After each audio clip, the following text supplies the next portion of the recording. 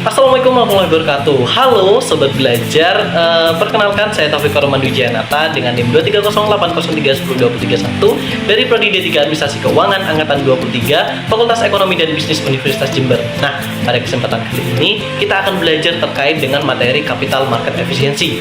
Baik, langsung saja. Berikut adalah tabel of content-nya. Yang pertama ada pengertian, yang kedua ada syarat-syarat, yang ketiga bentuk-bentuk, yang keempat ada faktor penyimpangan, yang kelima manfaat, dan yang terakhir adalah kesimpulan. Oke, langsung masuk ke dalam pengertian. Jadi, capital market efficiency itu artinya pasar modal bekerja dengan baik dalam memproses informasi. Harga sekuritas menjadi sinyal yang dapat dipercaya tentang nilai perusahaan karena mencakup semua pengetahuan yang tersedia. Konsekuensinya, mencari bargain atau saham atau mencoba mengalahkan pasar secara konsisten itu menjadi tantangan yang sangat besar bagi kebanyakan investor. Baik, selanjutnya yaitu terkait dengan syarat-syarat. Yang pertama ada ketersediaan informasi yang luas dan akurat. Jadi, efisiensi pasar modal yang sangat bergantung pada informasi ini, artinya pasar dapat efisien hanya dapat terbentuk jika informasi yang relevan dengan nilai suatu aset tersedia secara luas, cepat, dan akurat pada semua perilaku pasar. Informasi ini bisa berupa laporan keuangan perusahaan, berita ekonomi, kebijakan pemerintah, hingga kondisi geopolitik. Informasi yang tidak merata atau terlambat akan menyebabkan sebagian investor memiliki keunggulan informasi yang bertentangan dengan prinsip efisiensi pasar. Oleh karena itu, keterbukaan informasi dan sistem distribusi informasi yang merata menjadi fondasi utama terbentuknya pasar modal yang efisien. Lalu yang kedua, yaitu harga aset yang mencerminkan informasi yang tersedia dalam pasar yang efisien. Jadi setiap perubahan informasi langsung tercermin dalam harga aset. Artinya, jika ada berita atau informasi baru yang mempengaruhi nilai intrinsik suatu perusahaan, maka harga sahamnya akan segera menyesuaikan. Proses penyesuaian ini harus terjadi secara cepat dan tanpa hambatan. Ini menunjukkan bahwa harga sekuritas merupakan representasi yang akurat dari semua informasi yang tersedia saat ini. Jika harga tidak mencerminkan informasi yang benar, maka investor dapat memanfaatkannya untuk mendapatkan keuntungan yang tidak wajar, yang berarti pasar belum efisien. Lalu yang ketiga, yaitu tidak ada keuntungan abnormal pasar efisien, yang memungkinkan investor untuk secara konsisten memperoleh keuntungan di atas rata-rata pasar, atau bisa dibilang abnormal return, tanpa mengambil risiko tambahan. Karena semua informasi telah tercermin dalam harga, maka tidak ada celah atau ketidaksempurnaan yang dimanfaatkan oleh investor untuk meraih keuntungan yang luar biasa. Dengan kata lain, strategi menangkap peluang dengan harapan bisa mengalahkan pasar secara berkelanjutan menjadi hampir mustahil. Hal ini juga menentang asumsi banyak investor yang berusaha mencari saham murah atau waktu terbaik untuk membeli atau menjual sekuritas. Lalu selanjutnya terkait dengan bentuk-bentuk, di mana yang pertama ada bentuk lemah atau weak form efficiency. Jadi bentuk lemah ini artinya harga saham mencerminkan semua informasi historis atau harga dan volume perdagangan di masa lalu, di mana analisis teknikal tidak dapat menghasilkan keuntungan abnormal yang konsisten. Nah, bentuk lemah ini dari efisiensi pasar adalah tingkat yang paling dasar dari hipotesis pasar efisien atau efficient market hypothesis. Artinya dalam bentuk ini, seluruh informasi historis seperti harga saham di masa lalu, volume perdagangan, tren pergerakan harga, dan pola teknikal dianggap sudah sepenuhnya tercermin dalam harga saham saat ini. Lalu yang kedua yaitu adalah bentuk menengah setengah kuat atau semi strong form efficiency. Artinya harga mencerminkan semua informasi publik yang tersedia, tidak hanya historis tapi juga laporan keuangan, pengumuman perusahaan, berita, ekonomi, dan lain sebagainya. Analisis fundamental tidak dapat menghasilkan keuntungan, di mana efisiensi pasar dalam bentuk setengah kuat adalah tingkat efisiensi yang lebih tinggi dibandingkan bentuk yang lemah tadi. Di mana dalam bentuk ini, harga saham tidak hanya mencerminkan informasi historis, tetapi juga mencerminkan seluruh informasi publik yang tersedia secara luas dan dapat diakses oleh siapapun. Di mana informasi tersebut mencakup laporan keuangan tahunan atau triwulan perusahaan, pengumuman dividen, aksi korporasi, merger, akuisisi, atau restrukturisasi, di mana berita ekonomi makro, perubahan kebijakan pemerintah, analisis industri, laporan riset, dan analisis pasar, serta semua bentuk informasi yang diumumkan ke publik secara legal. Dan yang ketiga yaitu adalah bentuk kuat atau strong form efficiency, di mana harga mencerminkan semua informasi baik yang bersifat publik maupun private.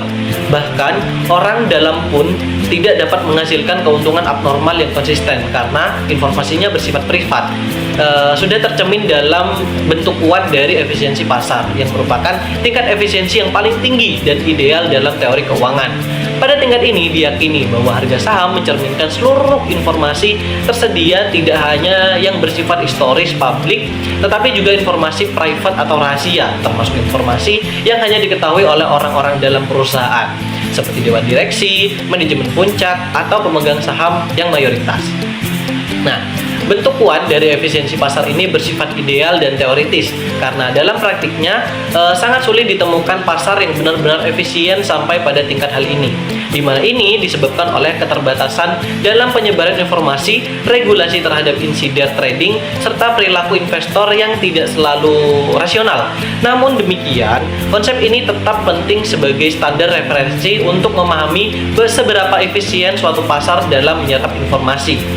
Lalu yang selanjutnya yaitu terkait dengan faktor penyimpangan dalam efisiensi pasar modal. Yang pertama ada ukuran perusahaan atau size effect, di mana size effect ini adalah fenomena di mana perusahaan saham kecil itu sering disebut small cap stock menghasilkan keuntungan atau return yang lebih tinggi dibandingkan perusahaan yang besar secara konsisten. Jadi perusahaan kecil ini biasanya kurang dikenal oleh publik, memiliki volume perdagangan yang rendah dan sering dianggap sebagai lebih beresiko.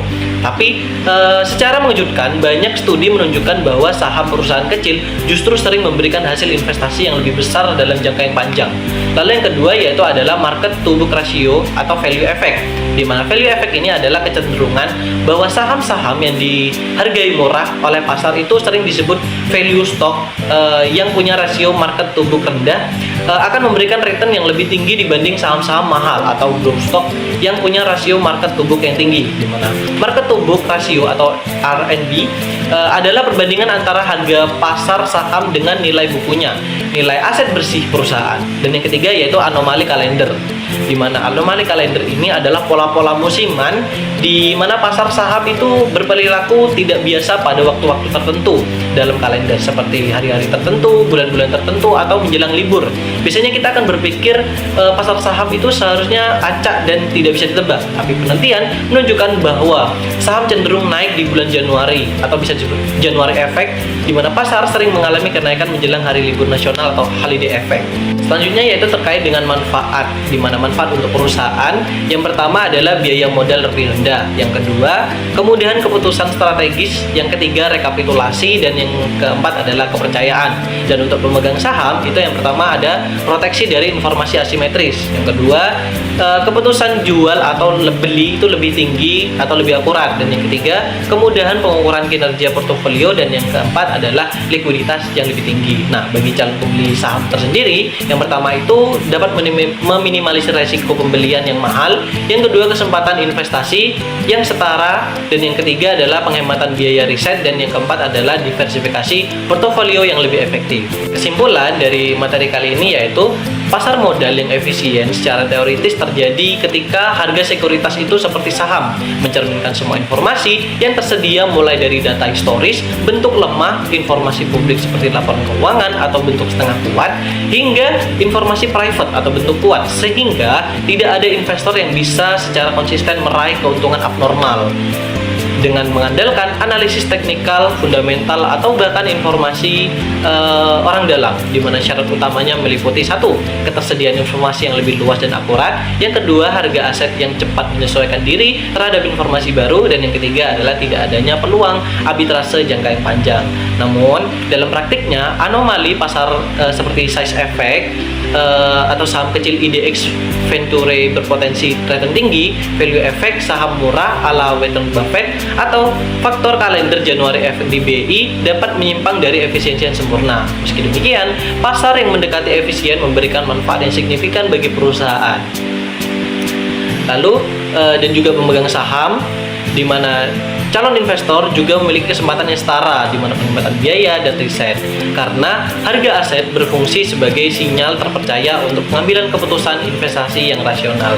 Baik, mungkin itu saja materi yang bisa kita bahas pada kali ini. Kurang lebihnya mohon maaf. Wabillahi taufiq wal hidayah. Wassalamualaikum warahmatullahi wabarakatuh. Terima kasih.